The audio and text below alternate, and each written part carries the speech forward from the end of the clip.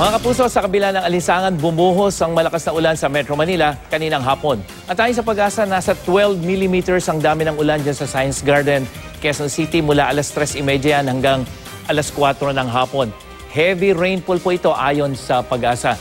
At maging I am ready dahil base sa latest thunderstorm advisory ng Pag-asa, posibleng magtagal hanggang pasado alas 8 ngayong gabi ang ulan sa may Quezon City, Maynila, Novaliches at Camanava.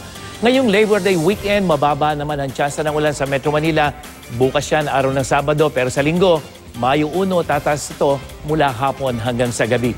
Sa ibang bahagi naman ng Luzon, asahan ang ulan dyan sa may extreme northern Luzon. Umaga pa lamang yan bukas at sa hapon, posible na ang ulan sa halos buong Luzon. Mas malalakas dyan sa may northern section. At sa Linggo, may thunderstorm pa rin sa malaking bahagi ng Luzon, northern at central sections. Maaliwalas naman sa Visayas bukas at sa Linggo ng umaga.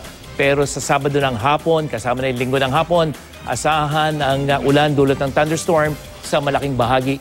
At sa Mindanao, may ulan din bukas ng hapon sa ilang bahagi, lalo na dyan sa may ARMM at sa rehiyon ng Zamboanga. At sa Linggo, buong araw nauulanin ang eastern section, Zamboanga, Peninsula. At pagdating ng hapon, nakikita yung puro dilaw na yan, mga kapuso. Uulan na po sa nalalabing bahagi at mas malalakas ang ulan dyan sa may ARMM. Mga kapuso, huwag magtaka dahil normal lang na magka-thunderstorm tuwing tagaraw sa ilang lugar. Nakatutulong kasi yung mataas na temperatura sa pamumuo ng thunderstorm at marami ring moisture sa kapaligiran na nanggagaling naman sa hangin mula sa easterlies. At ngayong weekend, dapat I am ready pa rin sa maalinsangang panahon sa kabila ng mga pag-ulan.